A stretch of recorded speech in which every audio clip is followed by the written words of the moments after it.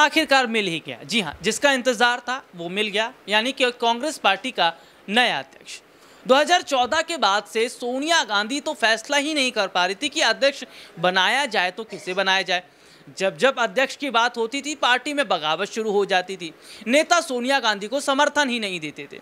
ऐसे में सोनिया गांधी ने भी धीरे धीरे अध्यक्ष पद के चुनाव को जिस तरह टालती रही हैं, उससे पार्टी की हालत खराब होती रही, पार्टी पर लगातार असर पड़ता रहा। लेकिन सोनिया को जरूरत महसूस हुई कि अध्यक्ष पद पर काम जरूर करना पड़ेगा, क्योंकि कांग्रेस को अगर नया अध्यक्ष नहीं मिल पाएगा तो शायद आने वाले वक्त में कांग्रेस को जरूर मुश्किल दिखती नजर आएगी। मल्लिकार्जुन खड़गे कांग्रेस पार्टी के नए अध्यक्ष बन गए हैं, पार्टी के वरिष्ठ नेता हैं, और पार्टी के वरिष्ठ नेता क्या अब बेहतर तरीके से कांग्रेस पार्टी को संभाल पाएंगे? और अगर सोनिया अपनी सारी जिम्मेदारियों को मल्लिकार्जुन खड़गे को सौंप देती हैं तो क्या लग रहा है कि संन्यास लेंगी? आशिफ हमारे सहयोगी हमारे साथ मौजूद हैं, और सर बहुत बहुत स्वागत है। सबसे पहले तो आपका एक सवाल मेरा ये है कि सोनिया गांधी क्या अब अपनी जिम्मेदारियों को मल्लिकार्जुन खड़गे को सौंप सकती हैं, ऐसा लग रहा है? देखिए, जहाँ तक कल राहुल सर जिस तरह से खड़गे साहब की जीत हुई है, सब यही कह रहे हैं कि अब नई एक कांग्रेस को जो है ऊर्जा मिलेगी। लेकिन जब पर्दे के पीछे हम जाते हैं, चीज़ों को समझने की कोशिश करते हैं, तो सब ऊपर ओवरऑल देखने में सब चीज़ तो हकीकत लगता है, लेकिन फिर सबको वही चीज़ पता है कि सोनिया गांधी राहुल गांधी से आगे जो है कोई भी काम कर ही नहीं सकता, चाहे अशोक गहलोत साहब हो या खड़गे साहब हो। बिना परमिशन के, बिना उन्हें इजाज़त के मुझे नहीं लगता कि कोई एक भी फैसला वो अपने हिसाब से कर सकते हैं। इसका जो है छोटी सी झलक हम लोग को राहुल गांधी के माध्यम से देखने को मिला कि प्रेस कॉन्फ्रेंस से पहले ही उन्होंने कह दिया कि भाई खड़गे साहब ही जो है अध्यक्ष बनेंगे, और थोड़ा सा जो है सोशल मीडिया पर ट्रोल भी हुए। तो लिहाजा इससे साफ पता है कि आज बने हैं अध्यक्ष, 24 सालों के बाद एक नया अध्यक्ष मिला है, गांधी परिवार से बाहर मिला, लेकिन पूरा हिंदुस्तान जानता है कि सोनिया गांधी राहुल गांधी के ही अंडर जो है तमाम कामें होंगी, उनके बिना इजाज़त के नहीं होंगी। सिर्फ नाम के लिए खड़गे साहब है, मुझे नहीं लगता कि सोनिया गांधी तमाम जिम्मेदारी को देख इतनी बड़ी विरासत बनाई हुई है और इतनी आसानी से खड़गे साहब के लिए नहीं दिया जा सकता है। आशिफ सर, एक सवाल ये है कि जो फैसला आज लिया गया, यही फैसला भाई 4 साल पहले ले लेते, क्या दिक्कत थी? G23 के तो नेता कह रहे थे कि सोनिया जी कांग्रेस में बदलाव कीजिए, पार्टी में जो है नेताओं को बड़ा रोल दीजिए, लेकिन G23 नेताओं की उसी बात पर तो आज आई है सोनिया गांधी। बिल्कुल, हाँ, ये सही सवाल है कि अगर ये चीज़ आप पहले कर लेती तो शायद आज गुलाम नबी आज़ाद आपके पार्टी छोड़कर नहीं जाते, कपिल सिब्बल जैसे नेता नहीं जाते। बिल्कुल ये सही सवाल है, लेकिन देखिए गांधी परिवार तब भी कोई चीज़ उठाती है कदम जब उनको जो है लापरवाही का कहीं ना कहीं खामियाजा भुगतना पड़ता है। और हम सब ने देखा हार्दिक पटेल जैसे नेता चले गए जो गुजरात में इस वक्त बहुत ज़रूरत थी, लेकिन आज वो नहीं है। तो बिल्कुल आप सही कह रहे हैं, इसका खामियाजा उन्होंने भुगत चुका है, और फाइनली इस चीज़ को देखते हुए उन्होंने अध्यक्ष का जो है निर्माण किया, और देखिए फाइनली चुनाव है, नतीजा अब देखना होगा तमाम चीज़ों को भूल करके आगे की रणनीति क्या रहती है, चुनौती क्या रहती है, और खड़गे साहब उस जो है रास्ते पर कैसे खड़े उतरते हैं।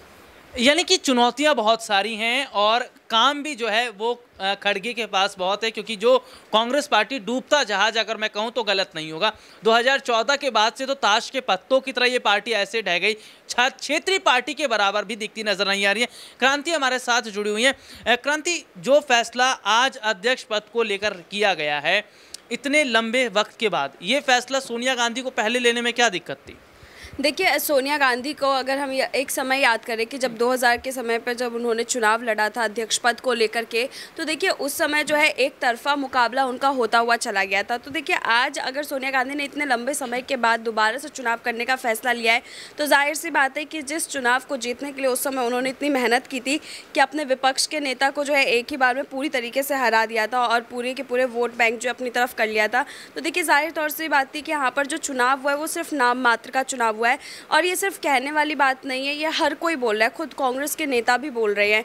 सिर्फ ऐसा नहीं है कि जनता बोल रही हो या फिर मीडिया बोल रही हो। देखिए अगर आप कांग्रेस के नेताओं के बयान सुनेंगे तो जाहिर सी बात है कि वो भी यही कहते हुए नजर आ रहे हैं कि ये एक तरफा मुकाबला था जिसमें बहुत बड़ी धांधलेबाजी हुई है। तो देखिए सोनिया गांधी ने आज अगर ये कदम उठाया तो कहीं ना कहीं मजबूर होकर के उठाया, क्योंकि उन्हें पता है कि अब गांधी परिवार के चेहरे पर जो है वो यहाँ पर कांग्रेस चुनाव लड़ती है, तो वैसे ही जनता नकार चुकी है। तो चलिए एक नया एक्सपेरिमेंट करके देख लेते हैं, शायद जनता मान जाए। तो देखिए अब जिन राज्यों में उनकी सत्ता है उन राज्यों में सत्ता बचाने के लिए सोनिया गांधी ने ये कदम उठाया है। यानी कि सोनिया गांधी ने जो ये कदम उठाया है, ये कदम बेहतर तो ज़रूर है, लेकिन हाँ लेट लतीफ़ कदम उठाया गया। इस कदम से क्या आने वाले वक्त में कांग्रेस पार्टी को फ़ायदा मिलेगा या कांग्रेस पार्टी की दिशा और दशा बदलेगी, ये अब जानने की कोशिश करेंगे। मेरे साथ जो है मेरे सहयोगी जुड़े हैं। ऋतिक बहुत बहुत स्वागत है आपका।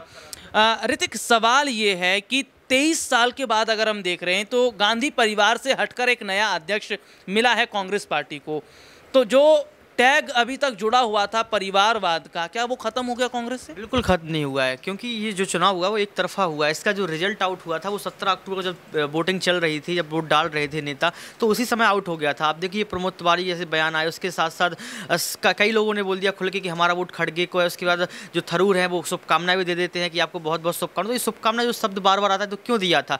तो जो परिवारवाद की राजनीति है वो खत्म इसलिए नहीं होगी क्योंकि बार बार युवा नेता की बात करते हैं। तो थरूर क्या युवा नेता नहीं थे, लेकिन को नहीं चुना गया। तो परिवारवाद की राजनीति तब खत्म होगी जब खड़गे साहब कुछ नया करके दिखाएं, नया इतिहास लाएं कांग्रेस पार्टी के अंदर, क्योंकि अभी गुजरात में चुनाव नज़दीक हैं, अभी तारीखों की घोषणा नहीं हुई लेकिन होने वाली है। यदि वो वहाँ पर कुछ नया करके दिखाते हैं, वहाँ पर अपने कट्टरवाद नेता को उतार कर दिखाते, हो सकता है कुछ नया देखने को मिले, लेकिन परिवारवाद की राजनीति ऐसे खत्म नहीं हो सकती है। परिवारवाद की राजनीति खत्म नहीं हो सकती। एक सवाल ऋतिक से ये भी रहेगा कि क्या चाबी वाला गुड्डा बनकर काम करेंगे मल्लिकार्जुन खड़गे या स्वतंत्र होकर फैसला करेंगे? और सवाल ये भी है कि क्या गहलोत ये समझ गए थे कि अध्यक्ष पद पर रहेंगे तो रिमोट कंट्रोल तो गांधी परिवार के पास रहेगा, इसीलिए अध्यक्ष पद को छोड़ा और सीएम कुर्सी को ज़्यादा पसंद किया?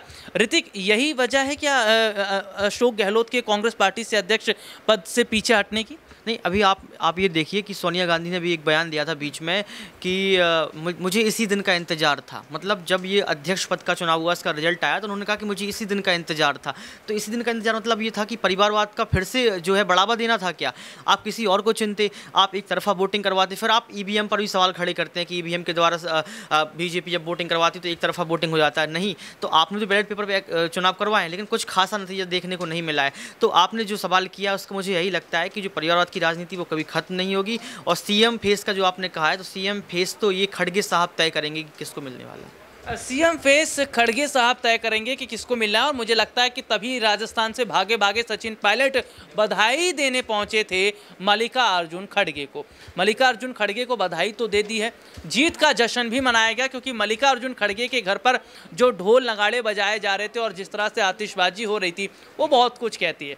अब जो भरोसा पायलट खड़गे पर जता रहे हैं, क्या यही भरोसा खड़गे अगर पायलट पर जताते हैं तो राजस्थान में पायलट का मुख्यमंत्री बनना तय है? ये सवाल जो हैं वो कहीं ना कहीं खड़े तो ज़रूर हुए हैं। और सीधे तौर पर देखा जाए तो कांग्रेस पार्टी के जो नए अध्यक्ष हैं मल्लिकार्जुन खड़गे, उन्हें काम कैसा करना पड़ेगा? क्या गांधी परिवार के हिसाब से काम करेंगे या अपने मन से काम करेंगे? और अगर गांधी परिवार के हिसाब से काम करेंगे तो पार्टी की क्या हालत वही रहती नजर आएगी?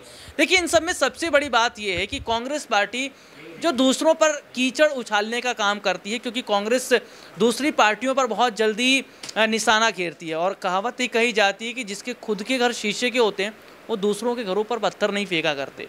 शशि थरूर ने यह कहा कि हमारी पार्टी के अंदर उन्होंने देखा है फर्जीवाड़ा होते हुए।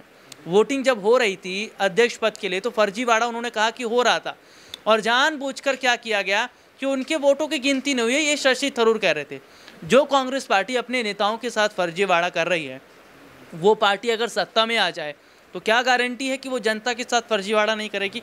कमेंट बॉक्स में कमेंट करके ज़रूर बताइएगा। और आज के लिए इतना ही, आपसे फिर दोबारा मुलाकात होगी, तब तक के लिए इजाज़त दीजिए। नमस्कार।